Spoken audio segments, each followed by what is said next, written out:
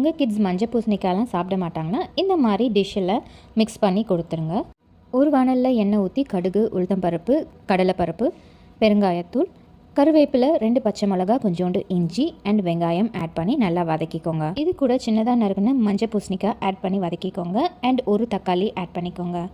இது வதங்கினதுக்கப்புறம் வேக வச்ச உருளைக்கிழங்கை ஆட் பண்ணி கொஞ்சோண்டு மஞ்சத்தூள், 1.5 கப் தண்ணி ஆட் பண்ணி தேவையான அளவு உப்பையும் ஆட் பண்ணி தண்ணி சுண்டுற வரைக்கும் வேக வச்சுட்டு கடைசியாக கார்னிஷிங்க்கு கொத்தமல்லி போட்டு இறக்கிடுங்க.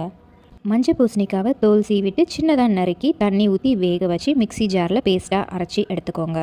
ஒரு பாத்திரத்தில் சப்பாத்தி மாவை ஆட் பண்ணி தேவையான அளவு உப்பு, 1/4 கப் ரவை அண்ட் இந்த அரைச்சி வச்சுருக்க பேஸ்ட்டை போட்டு நல்லா பிசைஞ்சு எடுத்துக்கோங்க. நீங்கள் இதை சப்பாத்தியாகவும் செஞ்சுக்கலாம். நான் இன்றைக்கி பூரி செய்ய போகிறேன். அதனால் எண்ணெய் காஞ்சதும் இந்த திரட்டி வச்சுருக்கிறதெல்லாம் எண்ணெயில் பொரித்து எடுத்துக்கிட்டேன். இந்த டிஷ் கிட்ஸ்க்கு பிடிச்ச மாதிரியும் இருக்கும் அண்ட் ஹெல்த்தியாகவும் இருக்கும்.